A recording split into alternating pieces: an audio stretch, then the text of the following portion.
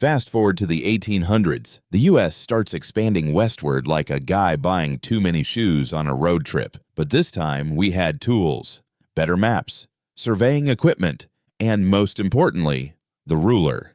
Congress started slicing land into squares with brutal precision. They were like, all right, take this corner at 90 degrees, drag it 200 miles, and we'll call that Colorado. Logic over landscape. Math over mountains.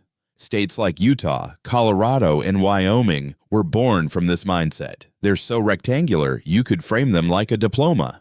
And then, there are the oddballs. Ever looked at Michigan? Looks like someone tried to draw a mitten while blindfolded during an earthquake. Or West Virginia, a shape that screams accidental origami.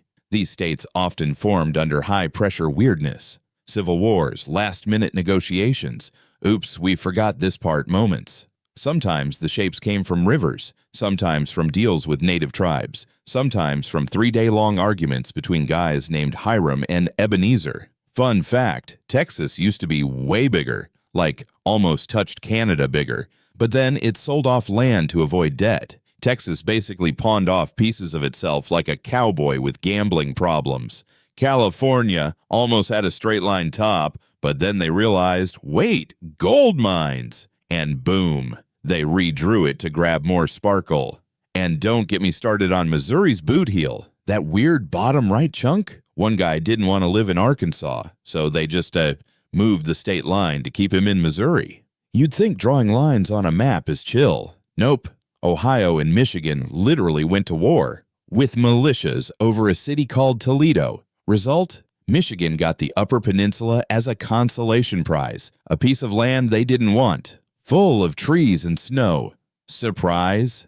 There have also been endless border lawsuits, mistakes by mapmakers, and one town accidentally left out of both Nebraska and Iowa. It just floated.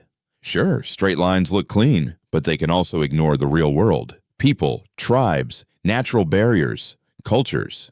A line through the desert doesn't care about mountain ranges. It just slices. That's why many Native American nations were split and why neighbors ended up in totally different jurisdictions despite living next door. Great question. There are many contenders. Michigan because it's two unconnected pieces. Maryland, which looks like a dropped piece of spaghetti. Florida for its swordfish tail chaos. And Idaho, which literally looks like a sock puppet doing a dance move. But the weirdest thing? We just kind of accepted it. No one's redrawing this chaos. It's our chaos now. So, next time you look at a U.S. map and think, why is Wyoming a perfect box while Louisiana looks like melted butter? Now you know. It's part history, part politics, part geography, and a whole lot of we'll-fix-it-later energy that never got fixed. Thanks for joining this cartographic chaos.